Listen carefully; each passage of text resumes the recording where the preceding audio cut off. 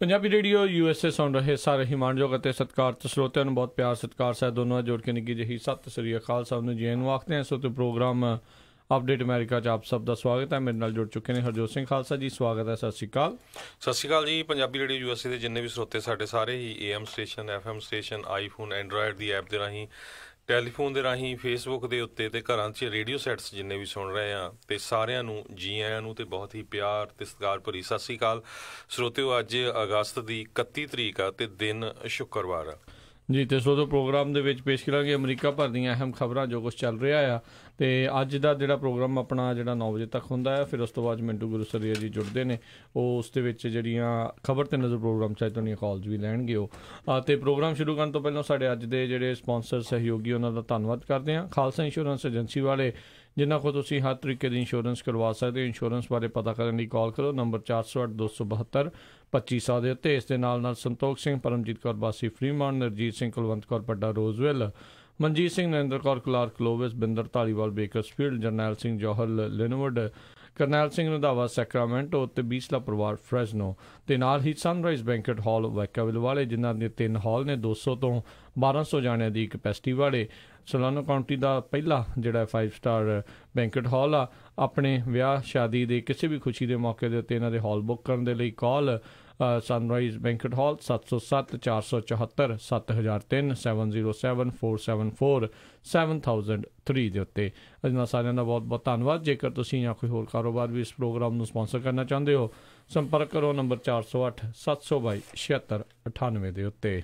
ਜੀ ਬਿਲਕੁਲ। ਸਭ ਤੋਂ ਪਹਿਲਾਂ ਸਰੋਤਿਆਂ ਦਾ ਅਸੀਂ ਜਿੰਨੇ ਵੀ ਸਾਡੇ ਪੰਜਾਬੀ ਰੇਡੀਓ USA ਦੇ ਸਰੋਤੇ ਆ ਉਹਨਾਂ ਦਾ ਧੰਨਵਾਦ ਕਰਦੇ ਹਾਂ, ਜਿਹੜੇ ਬਹੁਤ ਵੱਡੀ ਗਿਣਤੀ ਦੇ ਵਿੱਚ ਜਿਨ੍ਹਾਂ ਨੇ ਕਾਲਾਂ ਕੀਤੀਆਂ। AV 3179 ਬਿੱਲ ਜਿਹੜਾ ਹੈਗਾ ਆ, ਇਹ ਕੈਲੀਫੋਰਨੀਆ ਦੇ ਵਿੱਚ ਪੰਜਾਬੀ ਜਿਹੜੀ ਆ ਉਹ ਭਾਸ਼ਾ ਨੂੰ ਬਹੁਤ ਸਾਰੇ ਜਿਹੜੇ ਗਵਰਨਮੈਂਟ ਦੇ ਆਫਿਸਰਸ ਆ ਉਹਨਾਂ ਦੇ ਵਿੱਚ ਲਾਗੂ ਕਰਨ ਦੇ ਲਈ।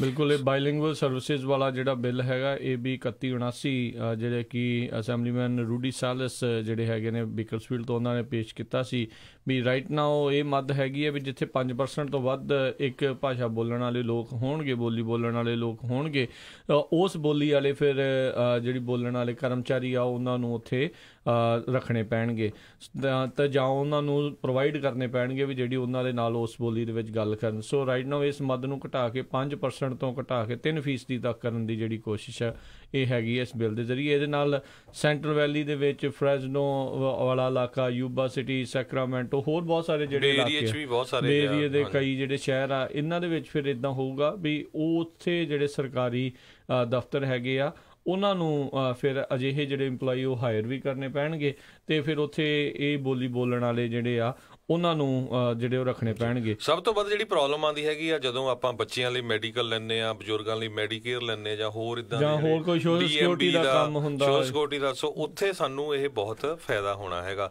ਸੋ ਪਲੀਜ਼ ਅੱਜ ਫੇਰ ਸਾਡੀ ਪੰਜਾਬੀ ਰੇਡੀਓ USA ਵੱਲੋਂ ਬੇਨਤੀ ਆ, ਜਿਹੜੇ ਵੀ ਆਪਣੇ ਭੈਣ ਭਰਾ ਨੇ ਫੋਨ ਨਹੀਂ ਕੀਤਾ ਉਹ ਬਿਲਕੁਲ 916-445-2841 916-445-2841 ਤੇ ਕਾਲ ਕਰਕੇ ਕਹੋ ਵੀ ਮੈਂ AV 3179 ਦੀ ਸਪੋਰਟ ਕਰਦਾ ਅਤੇ ਗਵਰਨਰ ਸਾਹਿਬ ਜਿਹੜੇ ਆ ਉਹ ਸਾਡੇ ਸਾਈਨ ਕਰਕੇ ਇਸ ਨੂੰ ਬਿੱਲ ਬਣਾ ਦੇਣ, ਬਿੱਲ ਨੂੰ ਲਾਅ ਦੇ ਵਿੱਚ, ਕਾਨੂੰਨ 'ਚ ਜਿਹੜਾ ਤਬਦੀਲ ਕਰ ਦੇਣ ਜੀ।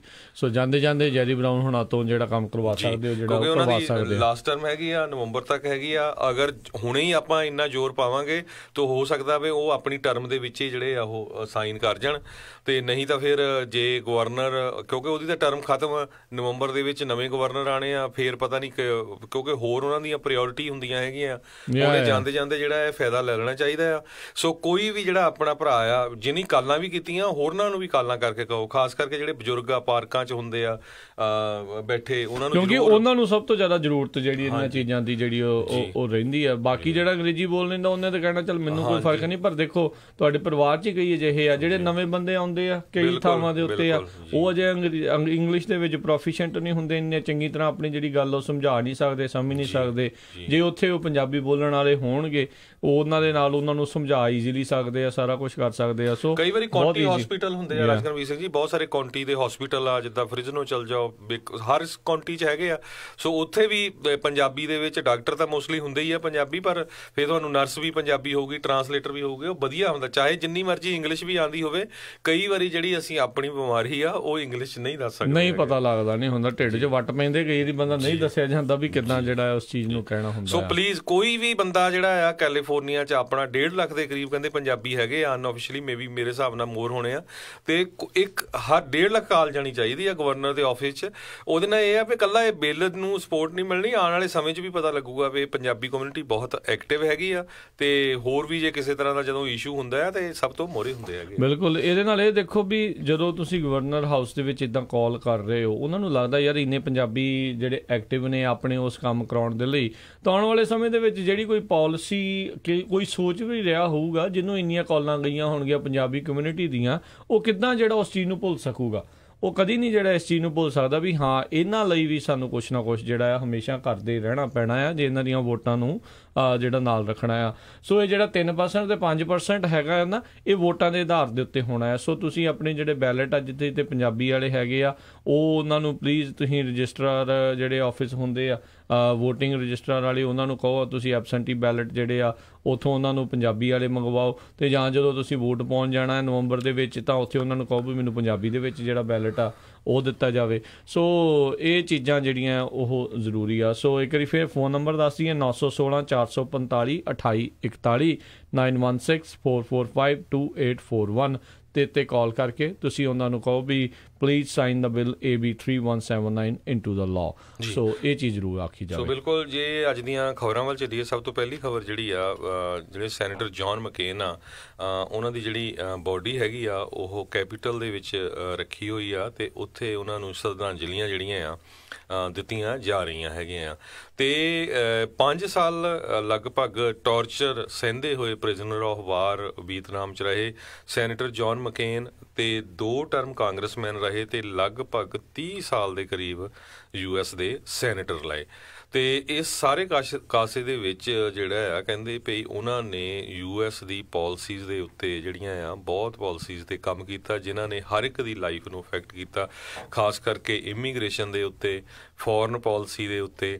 ਤੇ ਸਭ ਤੋਂ ਵੱਧ ਜਿਹੜੀ ਉਹਨਾਂ ਦੀ ਜਿਹੜੀ ਪ੍ਰਸ਼ੰਸਾ ਹੋਈ ਜਦੋਂ ਉਹ ਆਪਣੇ ਹੀ ਜਿਹੜਾ ਐਡਮਿਨਿਸਟ੍ਰੇਸ਼ਨ ਜਾਰਜ W ਬੁਸ਼ ਸੀ, ਉਹਨਾਂ ਦੇ ਅਗੇਂਸਟ ਉਹਨਾਂ ਨੇ ਜਦੋਂ ਸਟੈਂਡ ਲਿਆ ਵੀ ਜਿਹੜੇ ਟੈਰਰਿਸਟ ਹੈਗੇ ਆ ਹੋਰ ਮੁਲਕਾਂ ਤੋਂ ਫੜ ਕੇ ਲਿਆਂਦੇ ਆ, ਵੀ ਉਹਨਾਂ ਤੇ ਜਿਹੜਾ ਟੌਰਚਰ ਆ ਉਹ ਨਹੀਂ ਹੋਣਾ ਚਾਹੀਦਾ, ਕਿਉਂਕਿ ਸੈਨੇਟਰ ਜਿਹੜੇ ਆ ਖੁਦ ਵੀਅਤਨਾਮ ਵਾਰ ਦੇ ਵਿੱਚ 5 ਸਾਲ ਜਿਹੜੇ ਆ ਉਹ POW ਰਹੇ ਸੀ, ਤੇ ਉੱਥੇ ਇਹਨਾਂ ਤੇ ਕਾਫੀ ਟੌਰਚਰ ਹੋਇਆ ਸੀ।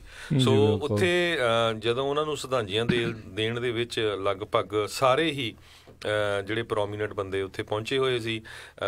ਜੋ ਬਾਈਡਨ ਜਿਹੜਾ ਆ ਉਹਨਾਂ ਨੇ ਵੀ ਸ਼ਰਧਾਂਜਲੀ ਦਿੱਤੀ ਆ, ਤੇ ਪ੍ਰੈਜ਼ੀਡੈਂਟ ਬਰਾਕ ਓਬਾਮਾ ਵੀ ਉੱਥੇ ਗਏ ਹੋਏ ਸੀ। ਸਿਰਫ ਇੱਕ ਪ੍ਰੈਜ਼ੀਡੈਂਟ ਟਰੰਪ ਤੋਂ ਬਿਨਾਂ ਲਗਭਗ ਆਪਾਂ ਕਹਿ ਸਕਦੇ ਹਾਂ ਵੀ ਸਾਰੇ ਹੀ ਜਿਹੜੇ ਪੋਲੀਟੀਸ਼ੀਅਨ ਆ ਉੱਥੇ ਗਏ ਹੋਏ ਸੀ। ਹਾਊਸ ਸਪੀਕਰ ਪੌਲ ਰਾਇਨ ਉਹਨਾਂ ਨੇ ਵੀ ਇਹ ਕਿਹਾ ਵੀ ਜਿਹੜੇ ਜੌਨ ਮਕੇਨ ਆ ਉਹਨਾਂ ਨੇ ਇੱਕ ਤਰ੍ਹਾਂ ਨਾਲ ਟਰਮੈਂਡਸ ਡਿਫਰੈਂਸ ਜਿਹੜਾ ਕ੍ਰੀਏਟ ਨੂੰ ਦਿੱਤਾ ਹੈਗਾ ਆ, ਵੀ he was a man of conviction and man of state.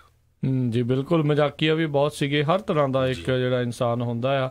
ਅਕਸਰ ਜਿਹੜੇ ਮਜ਼ਾਕ ਦਾ ਪਾਤਰ ਖੁਦ ਆਪਣੇ ਆਪ ਨੂੰ ਜਿਹੜਾ ਬਣਾ ਕੇ ਗੱਲ ਆ ਉਹ ਕਰਦੇ ਹੁੰਦੇ ਸੀ। ਸੈਟਰਡੇ ਨਾਈਟ ਲਾਈਵ ਦੇ ਵਿੱਚ ਉਹ ਖੁਦ ਇੱਕ ਦੋ ਵਾਰੀ ਆਪ ਵੀ ਜਿਹੜੇ ਆ ਉੱਥੇ ਜਾ ਕੇ ਕੀਤਾ। ਇੱਕ ਕਾਮੇਡੀ ਲਾਈਵ ਸ਼ੋਅ ਹੁੰਦਾ ਆ, ਕਾਫੀ ਦੁਨੀਆ ਉਸ ਨੂੰ ਦੇਖਦੀ ਆ, ਤੇ ਉਹਦੇ ਵਿੱਚ ਵੀ ਉਹਨਾਂ ਨੇ ਹਿੱਸਾ ਲਿਆ ਸੀਗਾ। ਸੋ ਇੱਕ ਯੁੱਗ ਦਾ ਅੰਤ ਹੋਇਆ ਆ ਇਹਨਾਂ ਦੇ ਜਿਹੜਾ ਜੀ ਦੇਖੋ ਜਾਣ ਤੋਂ ਉਪਰੰਤ। ਤੇ ਇੱਕ ਬਾਈ ਪਾਰਟੀਜ਼ਨ ਦੇ ਵਿੱਚ ਬਹੁਤ ਜ਼ਿਆਦਾ ਬਿਲੀਵ ਕਰਦੇ ਸੀਗੇ ਅਕਰੋਸ ਦੀ ਆਇਲ। ਦੱਸਦੇ ਆ ਬਹੁਤ ਸਾਰੇ ਜਿਹੜੇ ਤੁਸੀਂ ਜਦੋਂ ਈਓਲੋਜੀ ਇਹਨਾਂ ਦੀਆਂ ਜਿਹੜੀਆਂ ਸੁਣਦੇ ਹੋ, ਦੱਸਦੇ ਆ ਵੀ ਜਦੋਂ ਸੈਨੇਟ ਦੇ ਵਿੱਚ ਹੁੰਦੇ ਸੀ ਇੱਕ ਦੂਜੇ ਦੇ ਨਾਲ ਦੇਖੋ ਬਹਿਸ ਵਸਾਈ ਵੀ ਚੱਲ ਰਹੀ ਹੁੰਦੀ ਸੀ, ਤੇ ਬਾਅਦ ਦੇ ਵਿੱਚ ਆਪਸ ਦੇ ਵਿੱਚ ਇਕੱਠੇ ਜਿਹੜੇ ਲੰਚ ਕਰ ਰਹੇ ਹੁੰਦੇ ਸੀ, ਇਕੱਠੇ ਹੀ ਉਹ ਡਿਨਰ ਕਰ ਰਹੇ ਹੁੰਦੇ ਸੀਗੇ।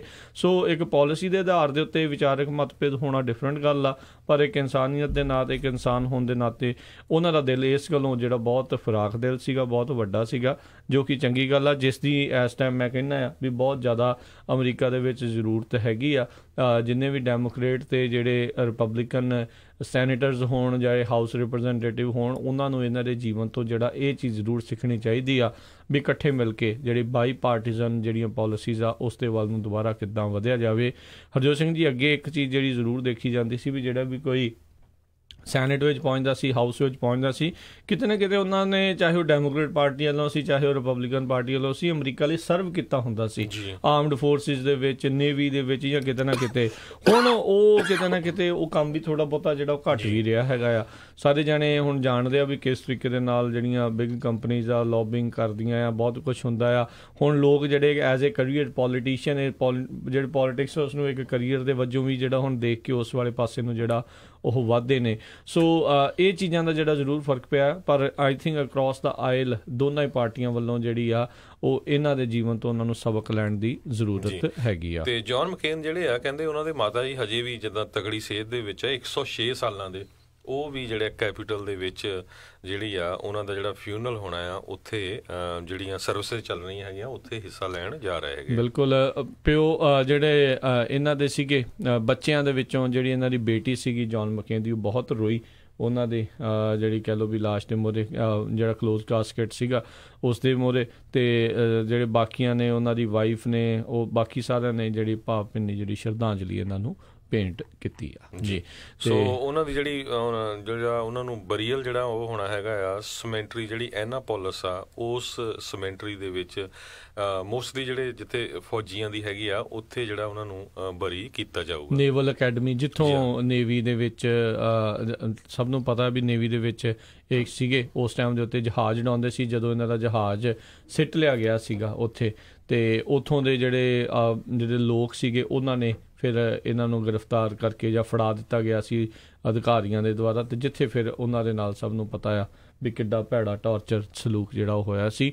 ਕਈ ਸਾਲ ਲੱਗ ਗਏ ਸੀ ਮੁੜ ਕੇ ਦੁਬਾਰਾ ਉਹਨਾਂ ਨੂੰ ਜਿਹੜਾ ਹੈ ਜੀ ਠੀਕ ਹੁੰਦਿਆਂ ਨੂੰ ਜੀ। ਬਿਲਕੁਲ। ਸੋ ਇਹ ਮੈਰੀਲੈਂਡ ਦੇ ਵਿੱਚ ਸਮੈਂਟਰੀ ਹੈਗੀ ਆ। 1869 ਤੋਂ ਇਹ ਜਿਹੜੀ ਸਮੈਂਟਰੀ ਆ ਲਗਭਗ 6.7 ਏਕੜ ਦੇ ਵਿੱਚ ਹੈਗੀ ਆ, ਜਿੱਥੇ ਉਹਨਾਂ ਦੀ ਜਿਹੜੀ ਆ ਬੋਡੀ ਉੱਥੇ ਅਰੈਸਟ ਕੀਤੀ ਜਾਊਗੀ ਜੀ। ਅਗਲੀ ਜਿਹੜੀ ਹਰਜੋਤ ਸਿੰਘ ਜੀ ਖਬਰ ਵੱਲ ਵੱਧਦੇ ਆ, ਇਹ ਬੜੀ ਇੱਕ ਭਿਆਨਕ ਖਬਰ ਆ ਰਹੀ ਆ ਨਿਊ ਮੈਕਸੀਕੋ ਤੋਂ ਜਿਹੜੀ ਆ ਰਹੀ ਆ।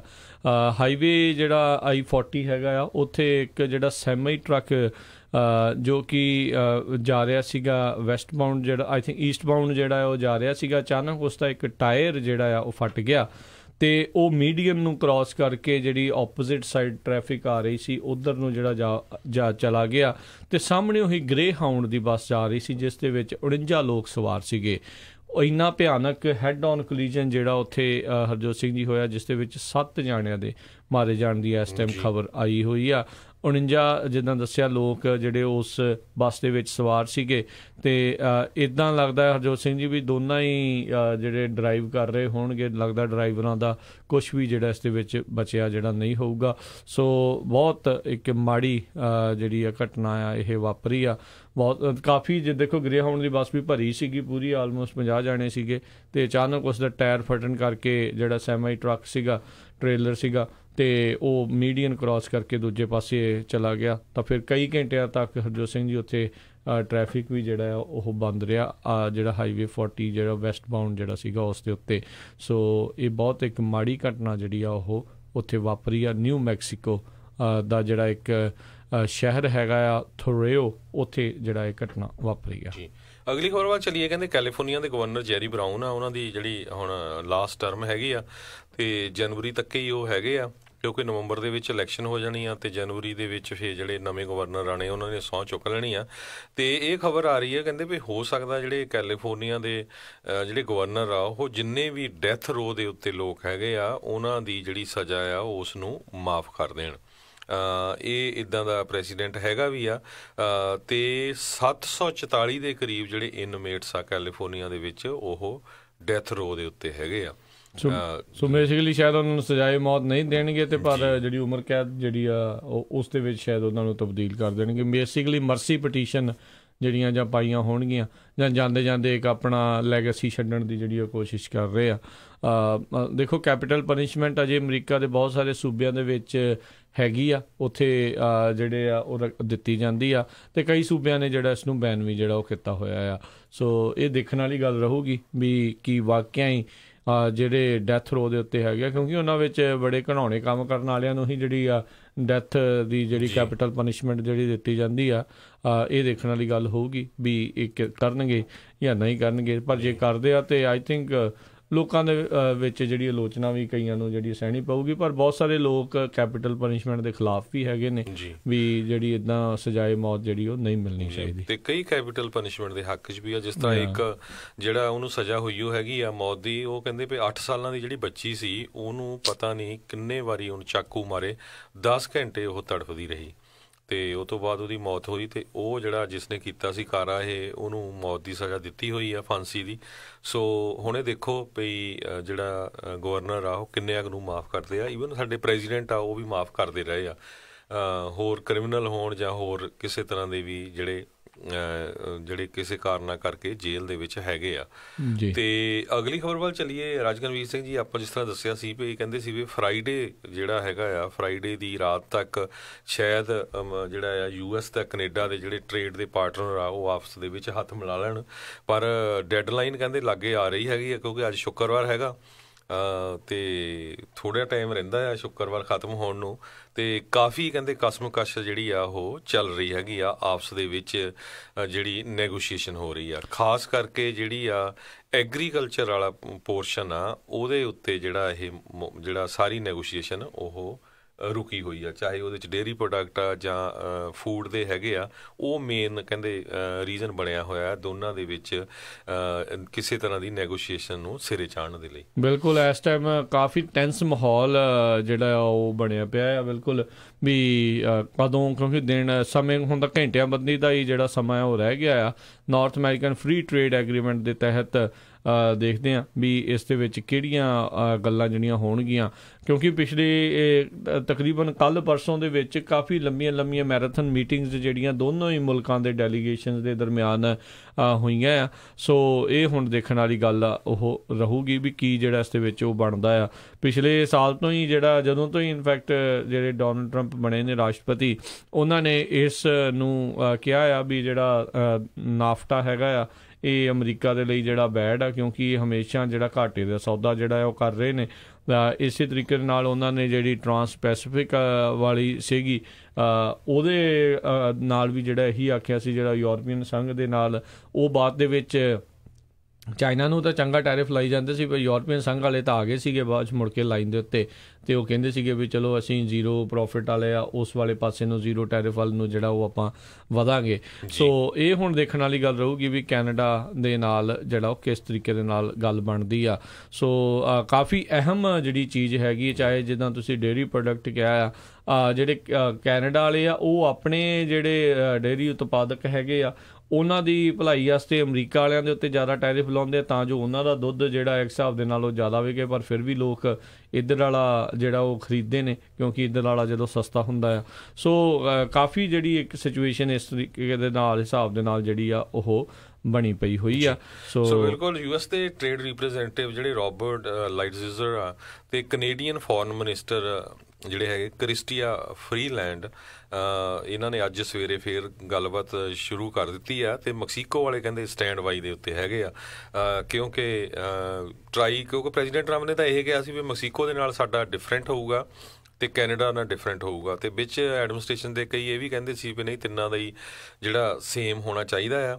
ਤੇ ਮੇਨ ਰੀਜ਼ਨ ਜਿਸ ਤਰ੍ਹਾਂ ਤੁਸੀਂ ਵੀ ਦੱਸਿਆ ਮੈਂ ਵੀ ਦੱਸਿਆ, ਉਹ ਜਿਹੜੇ ਫਰੀਲੈਂਡ ਆ ਉਹਨਾਂ ਦੇ ਮੁਤਾਬਕ ਜਿਹੜੇ US ਦੇ ਪਾਰਟਨਰ ਹੈਗੇ ਆ ਰੋਬਰਟ, ਉਹ ਜਰਾ ਭਰ ਵੀ ਜਿਹੜੇ ਆ ਉਹ ਬੱਜ ਨਹੀਂ ਹੋ ਰਹੇ ਪਈ। ਜਿਹੜਾ ਡੇਅਰੀ ਪ੍ਰੋਡਕਟਸ ਆ ਉਹਨਾਂ ਦੇ ਉੱਤੇ ਜਿਹੜਾ ਟੈਰਿਫ ਨਹੀਂ ਲਾਉਣਾ ਚਾਹੀਦਾ US ਵਾਲਿਆਂ ਦੇ ਉੱਤੇ, ਵੀ ਇਹ ਸਾਡੀ ਇਕੋਨਮੀ ਨੂੰ ਹਰਟ ਕਰਦਾ ਹੈ। ਸਾਰਿਆਂ ਨੂੰ ਪਤਾ ਆ ਵੀ ਵਿਸਕੌਨਸਨ ਜਿਹੜੀ ਹੈਗੀ ਆ, ਜਿਹਨੂੰ ਅਮਰੀਕਾਜ਼ ਡੇਅਰੀ ਲੈਂਡ ਕਿਹਾ ਜਾਂਦਾ, ਸਭ ਤੋਂ ਵੱਧ ਦੁੱਧ ਅਮਰੀਕਾ 'ਚ ਵਿਸਕੌਨਸਨ 'ਚ ਹੁੰਦਾ, ਤੇ ਉਹ ਸਟੇਟ ਜਿਹੜੀ ਆ ਪਿਛਲੀ ਵਾਰੀ ਇਲੈਕਸ਼ਨ 'ਚ ਪ੍ਰੈਜ਼ੀਡੈਂਟ ਟਰੰਪ ਲੈ ਗਏ ਸੀ। ਪਹਿਲਾਂ ਉਹ ਬਹੁਤ ਲੰਮੇ ਸਮੇਂ ਤੋਂ ਡੈਮੋਕ੍ਰੇਟ ਵੀ ਰਹੀ ਆ ਸਟੇਟ।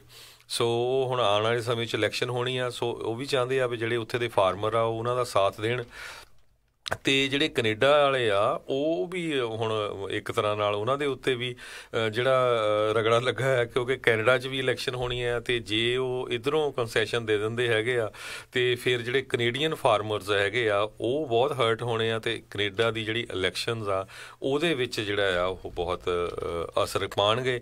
ਕੈਨੇਡਾ ਦੇ ਵਿੱਚ ਆਲਰੇਡੀ ਜਿਹੜੀ ਇਕੋਨਮੀ ਆ ਉਹ ਕਾਫੀ ਬੈਡ ਚੱਲ ਰਹੀ ਹੈਗੀ ਆ ਤੇ ਜਿਹੜੇ ਜਸਟਿਨ ਟਰੂਡੋ ਆ ਕਹਿੰਦੇ ਵੀ ਉਹਨਾਂ ਦੀ ਜਿਹੜੀ ਅਗਲੀਆਂ ਇਲੈਕਸ਼ਨਾਂ ਦੇ ਵਿੱਚ ਪੋਜੀਸ਼ਨ ਜਿਹੜੀ ਆ ਉਹ ਬਾਹਲੀ ਸਟਰੋਂਗ ਨਹੀਂ ਲੱਗਦੀ ਹੈਗੀ। ਸੋ ਦੋਨੋਂ ਹੀ ਜਿਹੜੇ ਆ ਲੀਡਰ ਹੈਗੇ ਆ ਐਕਚੁਅਲ ਇਹ ਪੋਲੀਟਿਕਸ ਹੈਗੀ ਆ ਤੇ ਫਸੇ ਹੋਏ ਹੈਗੇ ਆ ਨਾਫਟਾ ਦੇ ਵਿੱਚ, ਪਰ ਇਸ ਨੇ ਬਹੁਤ ਸਾਰੇ ਲੋਕਾਂ ਦੀ ਰੋਜ਼ੀ ਰੋਟੀ ਦੇ ਉੱਤੇ ਜਿਹੜਾ ਆ ਅਸਰ ਕਰਨਾ ਹੈਗਾ ਆ, ਕੈਨੇਡਾ 'ਚ ਵੀ ਤੇ USA ਦੇ ਵਿੱਚ ਵੀ।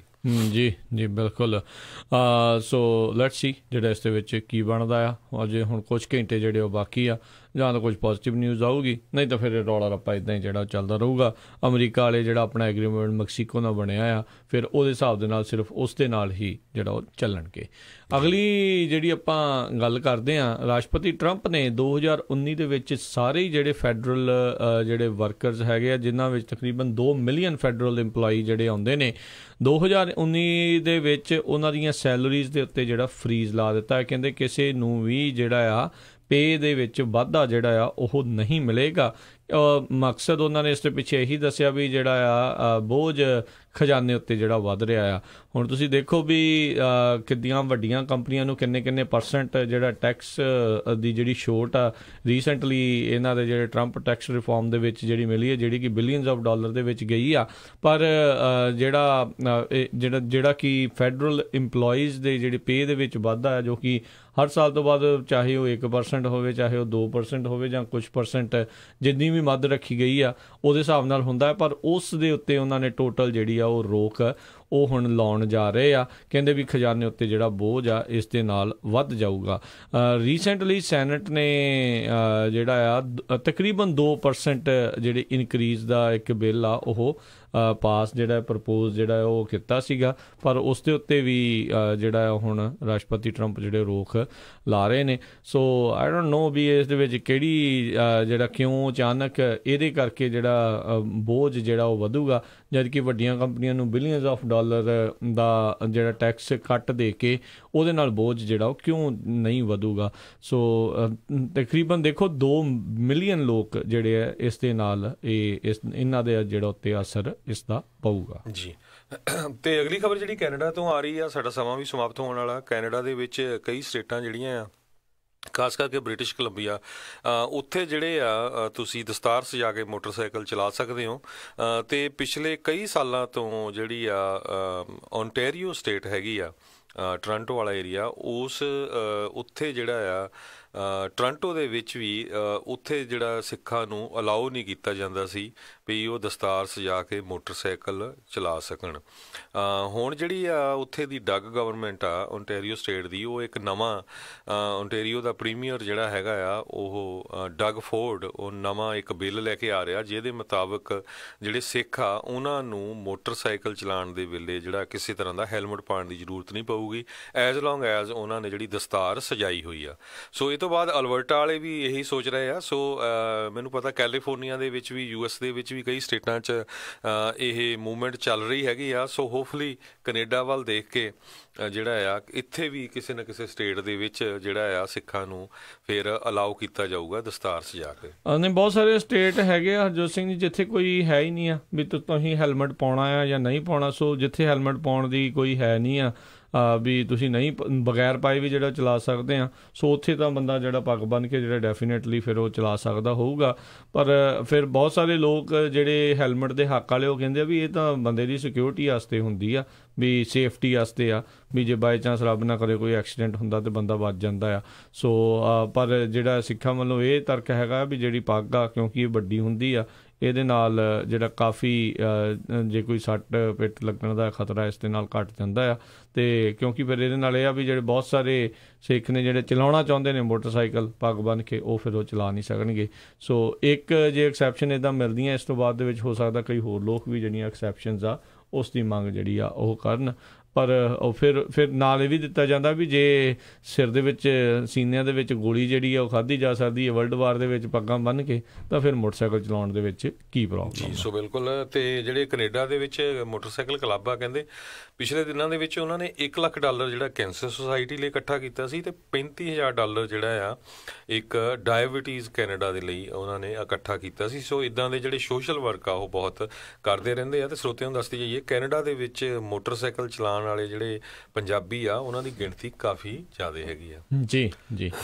ਜਾਂਦੇ ਜਾਂਦੇ ਹਰਜੋਤ ਸਿੰਘ ਜੀ ਗੱਲ ਕਰਦੇ ਹਾਂ, ਇੱਕ ਨਵੀਂ ਜਿਹੜੀ ਪੋਲ ਹੋਈ ਆ ਪੋਸਟ ਤੇ NBC ਦੇ ਦੁਆਰਾ, ਜਿਸ ਦੇ ਵਿੱਚ ਰਾਸ਼ਟਰਪਤੀ ਟਰੰਪ ਦੀ ਅਪਰੂਵਲ ਰੇਟਿੰਗ ਜਾਂ ਹੋਰ ਚੀਜ਼ਾਂ ਦੇ ਉੱਤੇ ਕਾਫੀ ਇੱਕ ਹਿਸਾਬ ਨਾਲ ਚਿੰਤਾ ਵਾਲੀ ਗੱਲ ਜਿਹੜੀ ਬਣੀ ਆ। ਰਾਈਟ ਨਾਓ ਰਾਸ਼ਟਰਪਤੀ ਟਰੰਪ ਦੀ ਜਿਹੜੀ ਡਿਸਅਪਰੂਵਲ ਰੇਟਿੰਗ ਆ ਉਹ ਵੱਧ ਕੇ 60% ਤੇ ਜਿਹੜੀ ਆ ਲੋਕਾਂ ਦੇ ਵਿੱਚ ਵੱਧ ਗਈ ਆ। ਤੇ ਨਾਲ ਹੀ ਬਹੁਤ ਸਾਰੇ ਲੋਕ ਇਹ ਕਹਿ ਰਹੇ ਆ ਵੀ ਰਾਸ਼ਟਰਪਤੀ ਟਰੰਪ ਨੂੰ ਮੈਜੋਰਟੀ ਆਫ ਦਾ ਰੈਜ਼ੀਡੈਂਟ ਜਿਹੜੇ ਆ ਉਹ ਇਹ ਕਹਿ ਰਹੇ ਆ ਵੀ ਉਹ ਸਟਰੋਂਗਲੀ ਸਪੋਰਟ ਕਰਦੇ ਨੇ ਜਿਹੜੇ ਮਿਊਲਰ ਦੀ ਪ੍ਰੋਬ ਨੂੰ, ਤੇ 90% ਜਿਹੜੇ 29% ਜਿਹੜੇ ਉਸ ਦੀ ਅਪੋਜ਼ਿੰਗ ਸੀਗੇ। ਤੇ ਨਾਲ ਹੀ ਕਾਫੀ ਜਿਹੜੇ ਲੋਕ ਆ, ਮੈਜੋਰਟੀ ਲੋਕ ਜਿਹੜੇ ਉਹ ਕਹਿ ਰਹੇ ਆ ਵੀ ਜਿਹੜੀ ਜੈਫ ਸੈਸ਼ਨ ਨੂੰ ਇਹਨਾਂ ਨੂੰ ਫਾਇਰ ਨਹੀਂ ਕਰਨਾ ਚਾਹੀਦਾ। ਸੋ ਓਵਰਆਲ ਜਿਹੜੀ ਇਹ ਨਵੀਂ ਪੋਲ ਜਿਹੜੀ ਹੋਈ ਆ 26 ਅਗਸਤ ਤੋਂ 29 ਅਗਸਤ ਦੇ ਵਿੱਚ ਹੋਈ ਸੀ, ਜਿਨ੍ਹਾਂ 'ਚ 1003 ਅਡਲਟਸ ਨੇ ਹਿੱਸਾ ਜਿਹੜਾ ਉਹ ਲਿਆ ਸੀਗਾ। ਉਸ ਦੇ ਵਿੱਚ ਜਿਹੜੀ ਅਪਰੂਵਲ ਰੇਟਿੰਗ ਆ ਉਹ ਜਿਹੜੀ ਉਹ ਘਟੀ ਆ, ਤੇ ਡਿਸਅਪਰੂਵਲ ਰੇਟਿੰਗ ਜਿਹੜੀ ਆ ਉਹ ਵਧੀ ਆ। ਸੋ ਓਵਰਆਲ ਲੋਕ ਆਈ ਥਿੰਕ ਕਾਫੀ ਜਿਹੜੀ ਚੀਜ਼ ਆ ਉਹ ਉਸ ਦਾ ਫਰਕ ਆ ਉਹ ਮਹਿਸੂਸ ਕਰ ਰਹੇ ਨੇ ਓਵਰਆਲ ਪੋਲਿਸੀ ਨੂੰ ਲੈ ਕੇ। ਲਿੰਡਸੀ ਗ੍ਰੈਹਮ ਦੇ ਮਾਫੀ ਚਾਹੁੰਦਾ, ਜਿਹੜੇ ਜੌਨ ਮਕੇਨ ਦੇ ਮੌਕੇ ਦੇ ਉੱਤੇ ਉਹਨਾਂ ਦੀ ਮੌਤ ਤੋਂ ਬਾਅਦ ਦੇ ਵਿੱਚ ਜਿੱਦਾਂ ਦਾ ਵਰਤਾਰਾ ਡੋਨਲਡ ਟਰੰਪ ਦਾ ਰਿਹਾ, ਉਹਨਾਂ ਦੇ ਨਾਲ ਵੀ ਜਿਹੜੀ ਕਿਤੇ ਨਾ ਕਿਤੇ ਉਹਨਾਂ ਦੀ ਸਾਖ ਜਿਹੜੀ ਆ ਉਹ ਘਟੀ ਹੈਗੀ ਆ ਜੀ। ਇਹਦੇ ਨਾਲ ਹੀ ਆਪਾਂ ਸਰੋਤਿਆਂ ਤੋਂ ਇਜਾਜ਼ਤ ਲੈਂਦੇ ਹਾਂ, ਤੇ ਮੇਰੇ ਹਰਜੋਤ ਸਿੰਘ ਖਾਲਸਾ ਵੱਲੋਂ, ਮੇਰੇ ਰਾਜਕਮਵੀਰ ਸਿੰਘ ਵੱਲੋਂ ਆਪ ਸਭ ਨੂੰ ਪਿਆਰ ਸਤਿਕਾਰ ਸਤਿ ਨਿੱਕੀ ਜੀ ਸਤਿ ਸ਼੍ਰੀ ਅਕਾਲ ਜੀ। ਜਿਉਂਦੇ ਵਾਸਤੇ ਰਹੋ, ਹੱਸਦੇ ਖੇਡਦੇ ਰਹੋ, ਸੁਣਦੇ ਰਹੋ ਪੰਜਾਬੀ ਰੇਡੀਓ USA।